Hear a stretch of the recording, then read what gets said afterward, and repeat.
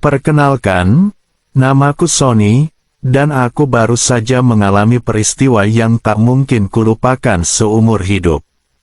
Pengalaman yang baru pertama kali kualami itu, bersama seorang wanita yang sudah berumur 40 tahun lebih. Sebelumnya, sudah hampir 2 tahun aku tinggal di kontrakan sederhana itu, di pinggiran kota Kediri. Aku memilih tinggal di sana karena, letaknya dekat dengan kantorku, dan juga, karena aku yang notabene berasal dari desa. Aku sendiri masih lajang, baru berumur 28 tahun. Saat itu, tetangga kontrakanku, yang baru 3 bulan menyewa kamar di sebelahku, terdengar sedang bertengkar hebat. Ya, kontrakan tempatku tinggal ini, dibagi menjadi beberapa unit kecil, dan kebetulan, unit yang paling pojok, di sebelah kamarku itu, sudah lama tak berpenghuni. Barulah unit itu ditempati sepasang pasutri, yaitu Pak Indra dan Bu Sarah, yang juga berasal dari desa. Malam itu, entah masalah apa yang memicu pertengkaran mereka, tetapi, beberapa poin yang kutangkap adalah, soal beras dan kebutuhan anak mereka. Bu Sarah yang merupakan seorang ibu rumah tangga biasa, sepertinya, mengeluhkan persediaan beras dan perlengkapan putra mereka telah habis. Sementara sang suami, Pak Indra, yang notabene bekerja serabutan, mengatakan belum memiliki uang. Alhasil, Pak Indra menyuruh istrinya berhutang di warung, tapi dengan tegas, sang istri menolaknya, dengan alasan malu. Dari sanalah pertengkaran itu terjadi, dan baru berakhir, ketika terdengar pintu depan unit kontrakan dibanting keras oleh sang suami. Mendengar itu, aku keluar dari kamarku, untuk memastikan keadaan. Tampak Pak Indra menyalakan motor, lalu pergi entah kemana. Sementara Bu Sarah, terlihat menangis terseduh-seduh, sambil menggendong putranya yang masih balita. Beberapa teman kontrakan lain pun turut menghampiri Bu Sarah, sekedar untuk menenangkan wanita itu. Para penghuni kontrakan sangat bersimpati padanya, lantaran memang, wanita itu yang paling tua di antara kami. Sementara aku sendiri, hanya berdiri di depan pintu kamarku, sambil mendengarkan beberapa teman yang mencoba memberi nasihat, agar wanita itu bersabar. Beberapa teman lainnya bahkan, menyarankan Bu Sarah untuk berpisah saja, lantaran sikap suaminya yang semena-mena. Kamar mereka dan kamar kontrakanku memang bersebelahan. Beberapa minggu terakhir, Bu Sarah memang agak dekat denganku. Itu karena, aku sering membelikan jajan untuk anaknya, karena aku juga suka melihat anak kecil. Dan dari kedekatan itu, Bu Sarah menceritakan, jika suaminya kecanduan judi online, makanya, semua uang hasil kerja dia habiskan untuk itu. Sebagai tetangga unit kontrakan, aku pun tak bisa menyembunyikan rasa ibaku pada Bu Sarah. Perasaan iba itulah yang akhirnya, menjadi awal mula terjadinya peristiwa yang tak pernah kubayangkan sebelumnya. Oh ya, agar kalian tahu, sebetulnya, aku sering juga curi pandang terhadap Bu Sarah. Bagaimana tidak, walaupun umurnya terpaut jauh denganku, namun, ia terlihat begitu mempesona, dengan wajah keibuan. Dan yang tak kalah penting, panorama alam yang ada itu, begitu indah dipandang.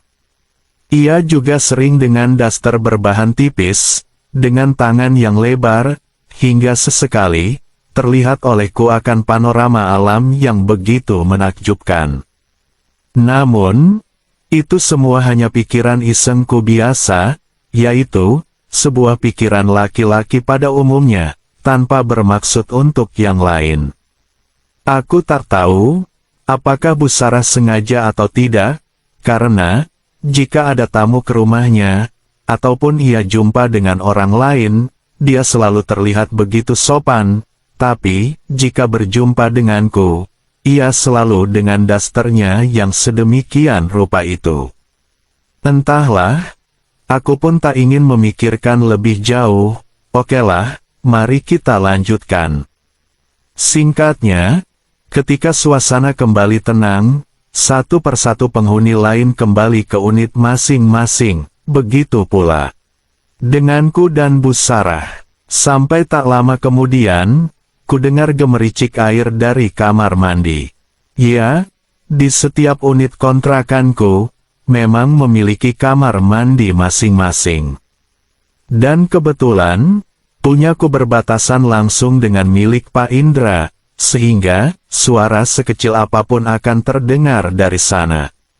Dengan ragu, akhirnya, ku beranikan diri menuju ke sana, lantaran ku yakin, Sarah juga sedang ada di kamar mandinya juga. Bibik, panggilku, dan semula memang tak ada jawaban, tapi, setelah ku panggil untuk kedua kalinya, beliau pun menjawab.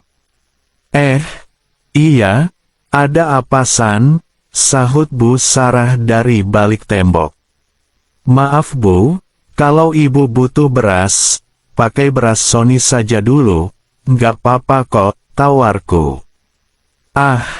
Nggak perlu repot-repot San, biar Ibu ngutang di warung saja nanti, jawabnya terdengar segan. Nggak lo Bu, lagian, Sony lebih sering makan di luar, jarang masak juga kok, kataku lagi, berusaha meyakinkannya. Wah, Ibu jadi ngerepotin kalau gitu, ujarnya. Enggak kok, biar Sony antar berasnya ya, tawarku lagi.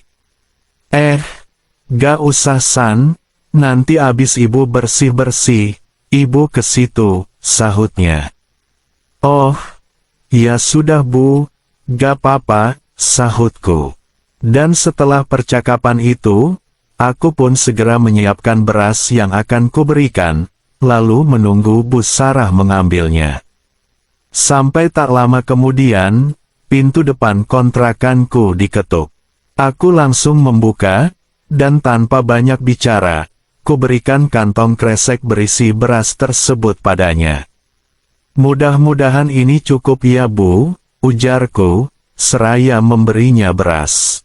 Makasih banyak loh Sony, Ibu nggak tahu harus balas gimana, katanya, sambil menerima kantong beras itu, dengan mata berkaca-kaca.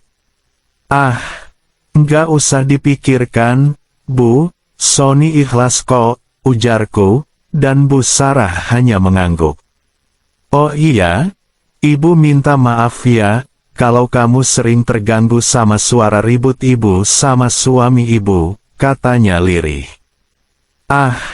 Nggak apa-apa kok Bu, namanya juga tetangga, jawabku dengan sedikit bercanda. Dia pun tersenyum, dan berlalu kembali ke unit kontrakannya. Begitulah percakapan kami malam itu. Sejak itu, dan 2 hari berikutnya, tak ada lagi pertengkaran yang kudengar di unit kontrakannya. Tapi, memasuki hari ketiga, tepatnya di malam hari, sepulang aku dari warung mencari makan, kembali kudengar pertengkaran di kamar sebelah. Tapi, yang membuatku emosi, namaku sempat disebut-sebut sebagai penyebab pertengkaran itu. Alasannya karena, beras yang kuberikan beberapa hari lalu, sempat diungkit oleh Pak Indra, dan Bu Sarah justru dimarahi habis-habisan oleh suaminya. Mendengar itu, buru-buru aku keluar kamar, hendak membuat perhitungan pada suaminya.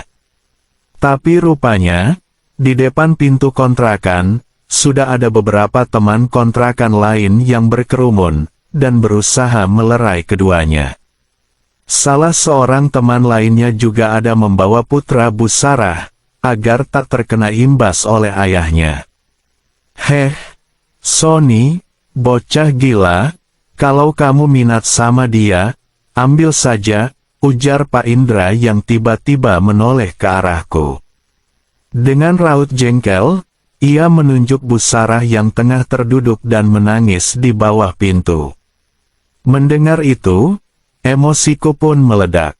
Aku langsung berlari, lalu, sebuah bogem mentah mendarat telak di wajahnya.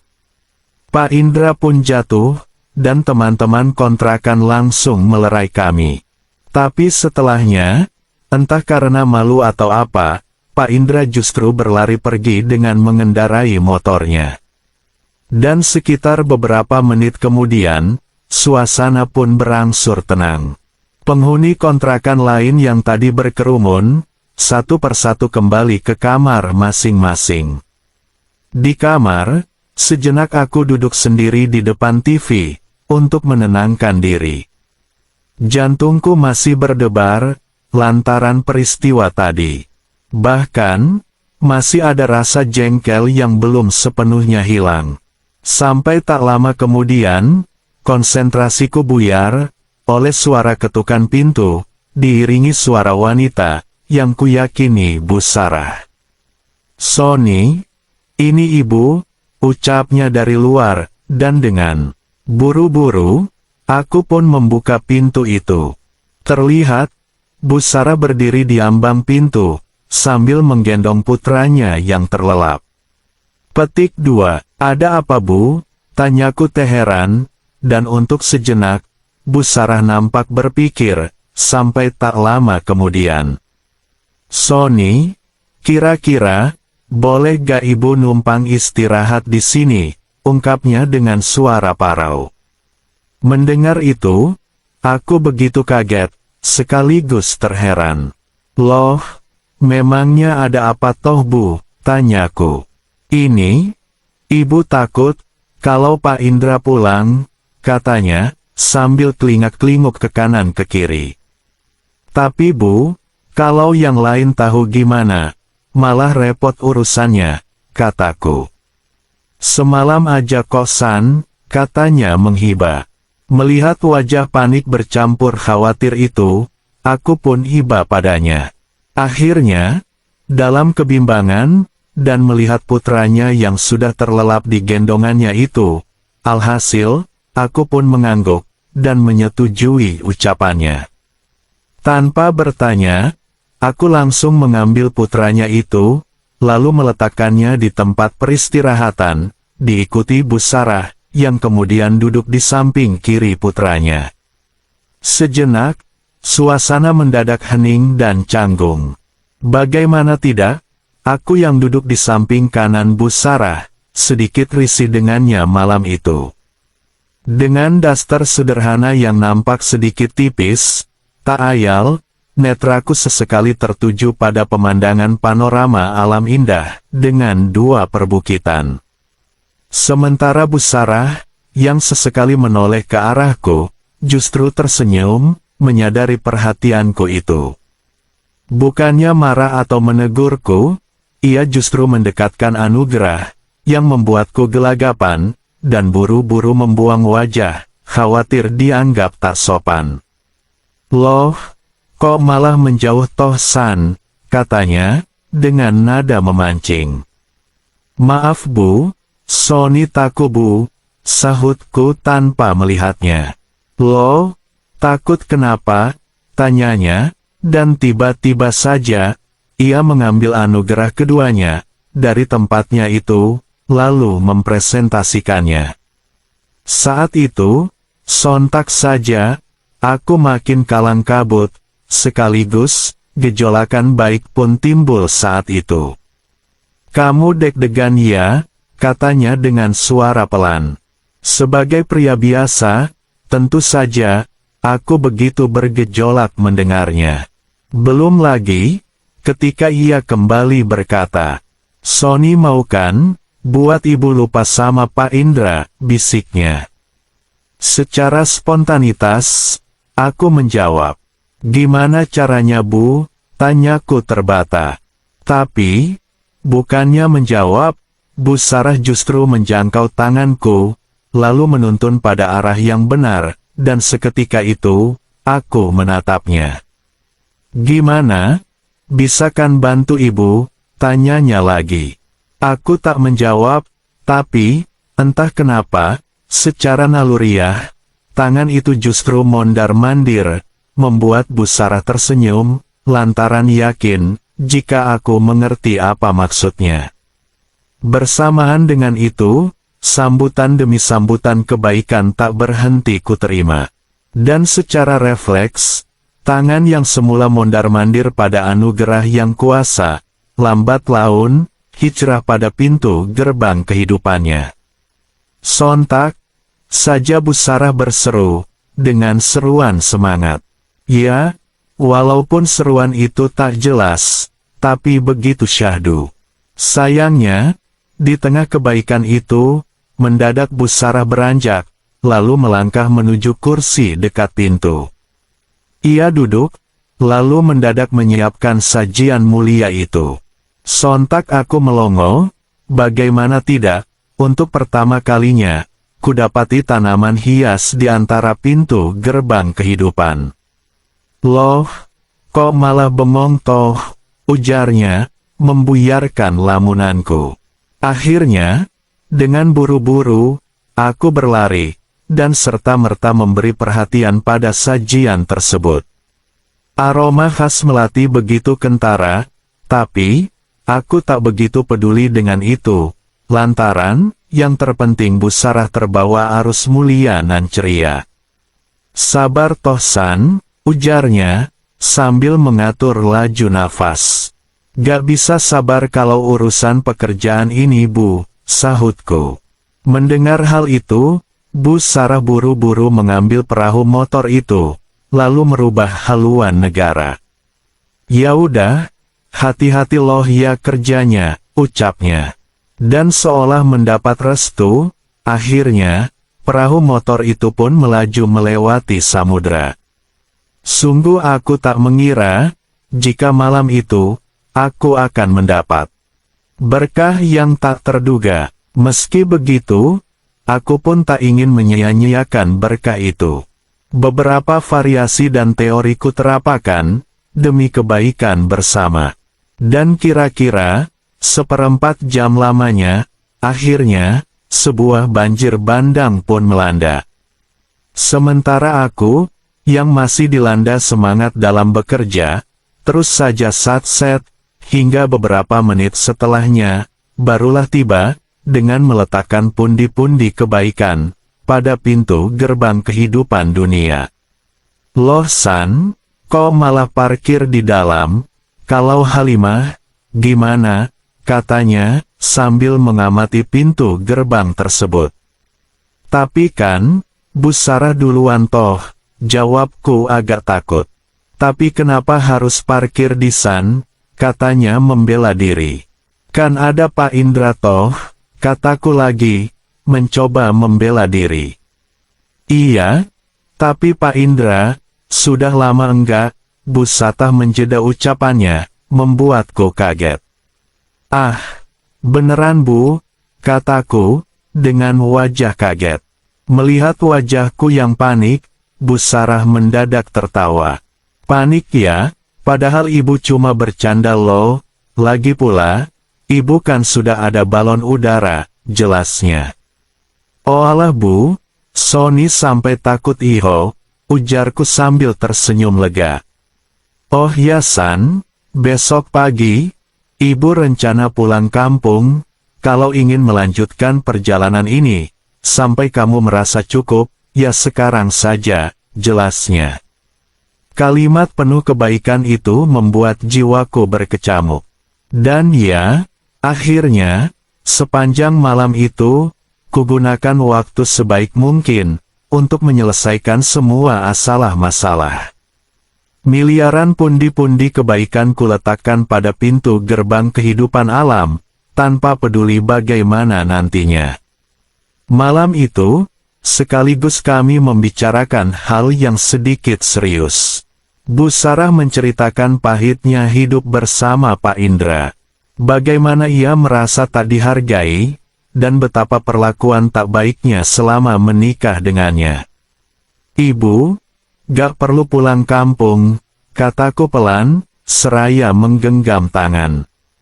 Sony tahu ini mustahil, tapi, Sony ingin jadi orang yang membuat ibu bahagia, pria yang bisa menjaga ibu selamanya, ungkapku. Bu Sarah menatapku dengan mata berkaca-kaca, senyum getir perlahan menghilang. Tapi San, kamu ini masih muda, ibu ini sudah tua, sudah ada anak, dan masih jadi istri orang, sahutnya. Tapi kan, Pak Indra sendiri pernah bilang, kalau saya boleh sama ibu, ujarku mencoba meyakinkannya. Sony serius Bu, Sony ingin jadi suami ibu, jelasku. Mendengar itu, Bu Sarah pun menangis. Bukan karena sedih, tapi karena ia paham, jika aku benar-benar tulus menjadi pendampingnya. Dan ya, setidaknya butuh beberapa minggu aku menemani Bu Sarah menghadapi Pak Indra. Dan beruntungnya, Pak Indra dengan mudah saja melepas kepergian Bu Sarah padaku.